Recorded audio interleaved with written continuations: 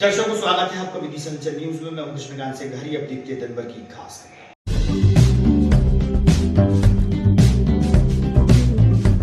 किसान कांग्रेस ने किसानों की समस्याओं को लेकर जिला प्रशासन को सौंपा ज्ञापन। कांग्रेसी रहे मौजूद।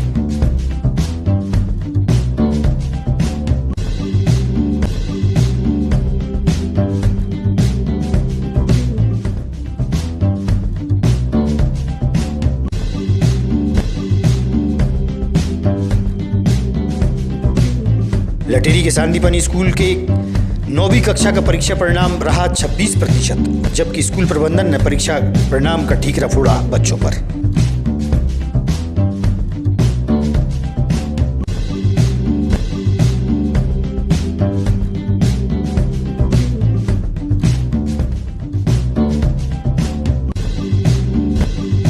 स्वर्गीय प्रफुल्ल शाह की स्मृति में चलो आज कुछ अच्छा करते हैं ग्रुप द्वारा गर्मी के मौसम में कई स्थानों पर किया शीतल पेयजल सेवा का शुभारंभ।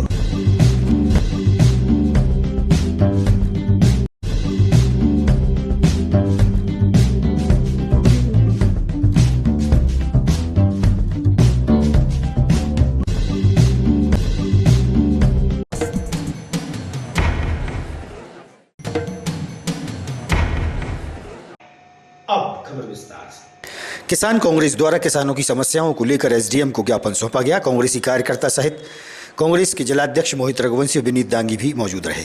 अधिकार मांगते नहीं किसी से भीख मांगते, किसानों के सम्मान में कांग्रेस मैदान में, किसानों के सम्मान में।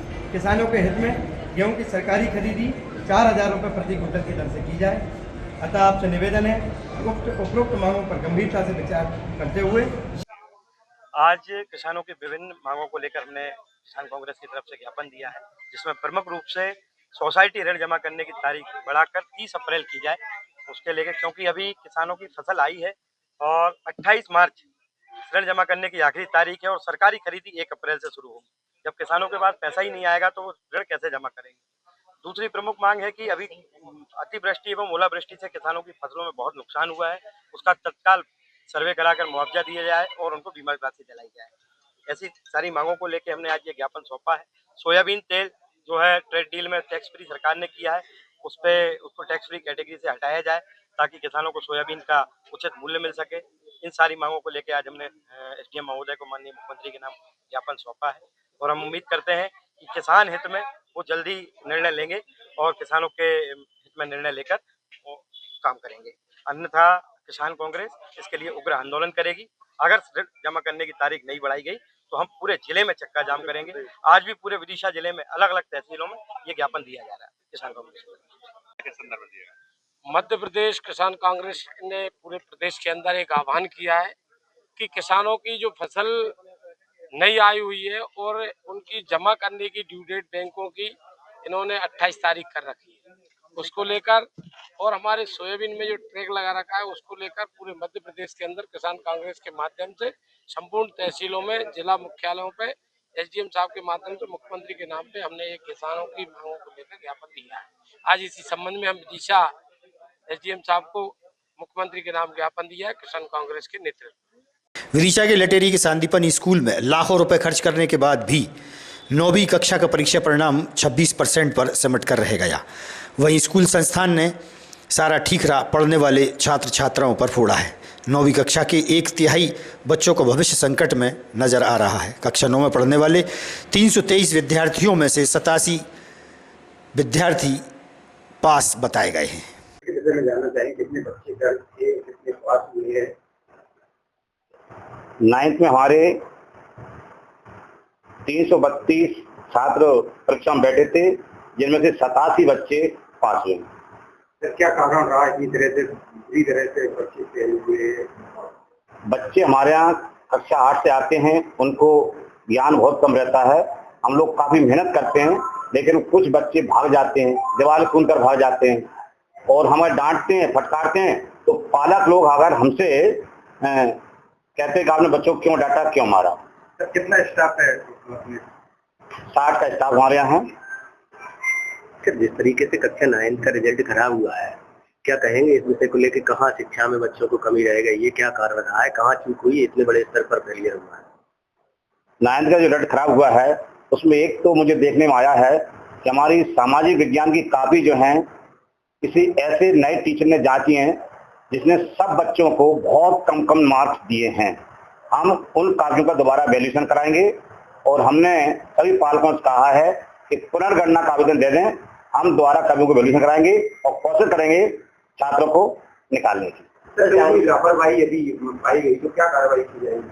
अगर शिक्षकों को पढ़ाने में लापरवाही है तो हम शिक्षकों को स्पष्टीकरण देंगे और उनसे कारण पूछेंगे कि आपका कोर्स पूरा हुआ कि नहीं हुआ, तो क्यों हुआ और बच्चे इतने फेल क्यों हो गए, इसका कारण जवाब दें, अन्य कार्रवाई की जाएगी। परीक्षा के बाद ऐसा नहीं लगता कि कुछ काफी चेक करने में कुछ गड़बड़ी हुई है, क्योंकि हिंदी के विषय में केवल 5 नंबर 7 नंबर कई छात्रों के आए हैं, क्या लगता है? तो सर हम उस विषय की सारी कॉपियों को दिखवाएंगे और विशेषज्ञ उससे चेक कराएंगे और यदि वो टीचर दोषी पाए जाते हैं जांचने वाले तो ऊपर कार्रवाई भी लिखा जाएगा। सर आगे क्या प्रक्रिया रहेगी? क्या ये छात्र दोबारा से परीक्षा देंगे तो क्या प्रोसीजर रहेगा उसका?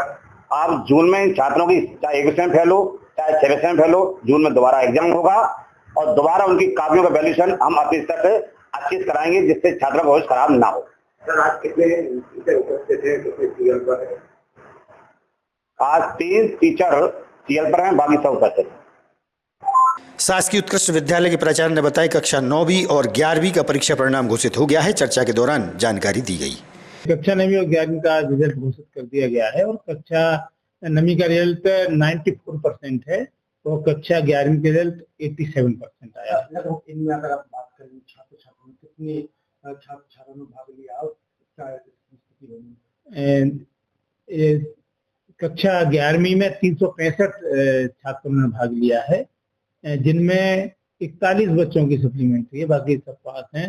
तो कक्षा 9वीं में 260 बच्चों ने भाग लिया, उसमें 16 बच्चे जो है सप्लीमेंट्री में आए। इनके लिए कब मौका मिलेगा? इनके लिए जून में एक बार मौका और मिलेगा। जून परीक्षा होगी तो पुनः अपने परीक्षा में और मौका दिया जाएगा।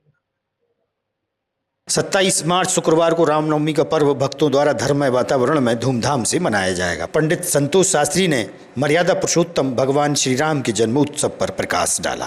हमारे दर्शकों को परिचय बताया ना। संतोष शास्त्री विदिशा।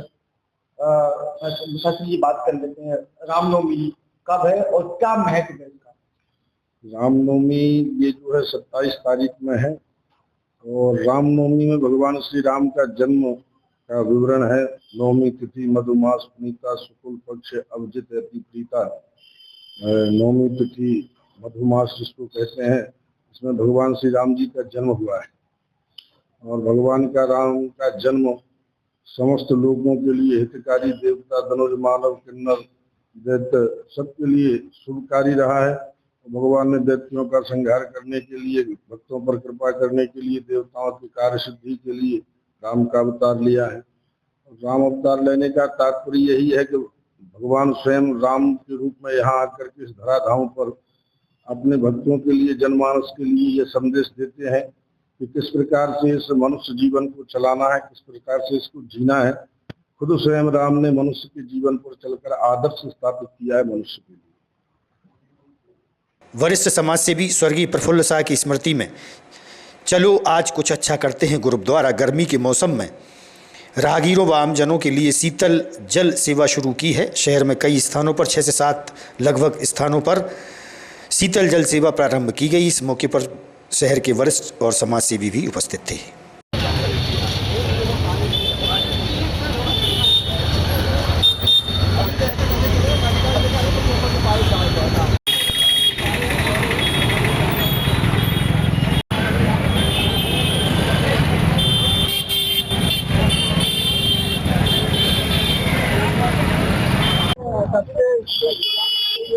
कितने स्थानों पर लगाते हैं, इसका उद्देश्य क्या है?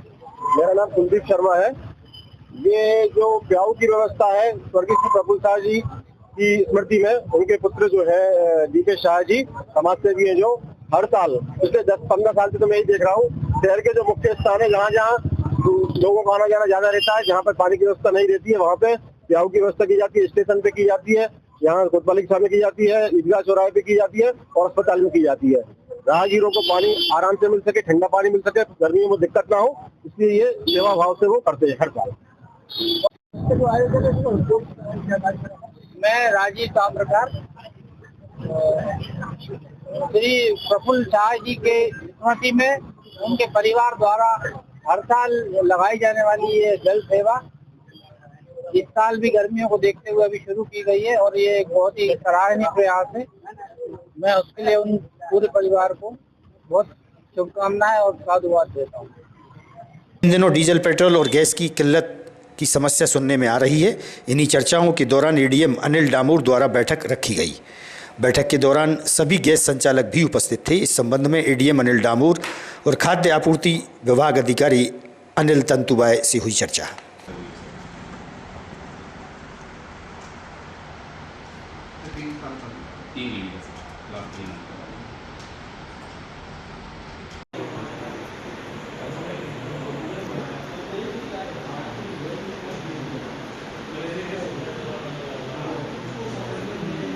गैस को लेकर किस तरह की व्यवस्था करेंगे रातों के लिए, उपभोक्ताओं के लिए? एलपीजी गैस की अबाध आपूर्ति के लिए विदिशा जिले में आज गैस एजेंसियों की बैठक ली गई थी और बैठक उपरांत गैस एजेंसियों को निर्देशित किया गया है कि वे उपभोक्ताओं को नियमानुसार गैस की आपूर्ति करें और जो शासन के निर्देश है उसके अनुसरण करें और किसी भी तरह की अनियमितता हो ये भी उनको निर्देशित किए गए हैं और जो समय सीमा निर्धारित किया गया है उसी के अनुरूप उपभोक्ताओं को एलपीजी गैस सिलेंडर उपलब्ध कराना। देखिए जरा किसी उपभोक्ता है जो होटल संचालक है या रेस्टोरेंट संचालक, इनके सामने भी कुछ समस्या खड़ी है, उनके लिए कुछ अपन ने राहत दी है? कमर्शियल एलपीजी गैस कनेक्शन के लिए भी शासन के निर्देश अनुसार कार्रवाई करने के लिए दिए गए हैं। इसमें गैस एजेंसी और आईएसएल कंपनियों से भी बात की जा रही है। उनके द्वारा आगामी कुछ समय में कमर्शियल गैस सिलेंडर उपलब्ध कराने का प्रयास किया जा रहा है ताकि अन्य व्यक्तियों को व्यावसायिक रूप से जो कार्य कर रहे हैं उनको भी शासन निर्देशानुसार गैस उपलब्ध कराई जा सके। एजेंसी हैं जिनके माध्यम से करीब जो हमारे कनेक्शन है 3,36,000 टोटल कनेक्शन है नॉर्मल और उज्ज्वला मिला के। इनको जो सप्लाई है वो विधिवत चल रही है। अभी इनकी ऑनलाइन बुकिंग के माध्यम से ही उनको डिलीवरी दे रहे हैं। कोई भी ऑफलाइन बुकिंग के आधार पर डिलीवरी नहीं की जा रही है, जिसके तहत अभी तक के निर्देश शासन के ऑनलाइन पोर्टल पे है कि इनको 25 दिन में इनकी बुकिंग हो पा रही है जो सिंगल बोतल वाले हैं, और जो डबल बोतल वाले हैं उनका 35 दिन के अंदर बुकिंग हो पा रही है, और जो ग्रामीण क्षेत्र है उज्ज्वला वाले कनेक्शन है उनका 45 दिन के अंदर बुकिंग हो पा रही है। सर देखा जा रहा है कि जो रेस्टोरेंट है या बड़ी बड़ी दुकानें होटल है वो भी विभाग से बड़ी उम्मीद की जता रहा है, उनके लिए कुछ प्रकार की राहत मिलेगी क्या? रेस्टोरेंट वगैरह को अभी सबको हमने मोटिवेट किया है कि थोड़ा सा अभी आप लोग इंडक्शन पर, इलेक्ट्रिक भट्टी पर डाइवर्ट हों और गैस का यूज कम करें, क्योंकि कमर्शियल अभी सप्लाई अभी शासन से नहीं आ रही है। कल निर्देश जरूर आए हैं शासन से कि इनको प्रायोरिटी पे जो हमारे शैक्षणिक संस्थाएं हैं, मेडिकल कॉलेज है या फिर डिस्ट्रिक्ट हॉस्पिटल है और भी जो हमारे गवर्नमेंट संस्थान हैं उन पे जो कमर्शियल कनेक्शन लगते हैं और उन पर जो कमर्शियल की आपूर्ति की जाती है उसके लिए उन्होंने एक मापदंड निर्धारण किया है कि उनका जो विगत माहों का 3 महीने का जो एवरेज है उसके आधार पर उनका आकलन करके और उनको कमर्शियल सिलेंडर की आपूर्ति की जाएगी। सर देखा जाए तो दिल्ली के अंदर पेट्रोल डीजल को लेकर भी कुछ अफवाह दे रही है, किसान भी चिंतित रहते हैं, तो उसके लिए अपन किस तरीके से शहरवासियों को अपन विश्वास दिलाए कि ऐसा कुछ नहीं जो अफवाह दे रही है? बिल्कुल आपका कहना सही है, और मैं भी सभी उपभोक्ता बंधुओं से अपील करता हूँ कि किसी भी तरह की अफवाह में ना आए। जिले में निरंतर हमारे अधिकारी, राजस्व अधिकारी, खाद्य विभाग के अधिकारी पेट्रोल पंपों का निरीक्षण करके इस चीज का आकलन कर रहे हैं कि कहीं भी कोई स्टॉक की कमी नहीं है, पर्याप्त स्टॉक है और उनको उनकी मांग के अनुसार स्टॉक प्राप्त हो रहा है। यदि उनके पास स्टॉक 35% से भी थोड़ा भी नीचे जाता है तो कंपनी उसको स्वयं संज्ञान में लेके उनके इंडेंट के आधार पर उनको सप्लाई दे रही है, ताकि कोई भी पंप पर आपूर्ति की कमी न रहे और सुचारू रूप से सप्लाई बनी रहे। तो उपभोक्ताओं से मेरा आग्रह है कि किसी भी तरीके से पैनिक ना हो, आपूर्ति शासन के द्वारा विधिवत रूप से बनाई जा रही है। विदिशा के गोकुलधाम जत्रपुरा क्षेत्र में शॉर्ट सर्किट के चलते खेत में बड़ी फसल में आग लग गई। आग इतनी तेजी से फैली कि देखते ही देखते बड़ा हिस्सा इसकी चपेट में आ गया। नहीं वो तो हम देख रहे हैं, तो इसका नहीं, मगर हम बता रहे हैं कि कटने के बाद नरवाई नहीं जलानी है ना, उल्टी कार्रवाई ना हो रही है, पता है आप लोगों को। वो क्या है कि आगामी खबरों के लिए आप देखते रहिएगा विदिशा अंचल न्यूज। हमें दीजिए इजाजत, नमस्कार।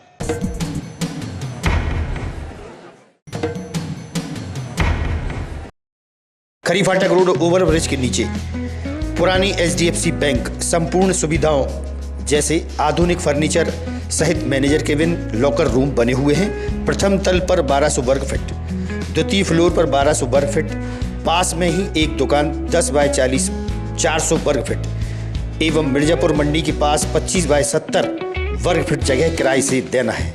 संपर्क कीजिए, मोबाइल नंबर है 8989 562395, खरी फाटक रोड, विदिशा।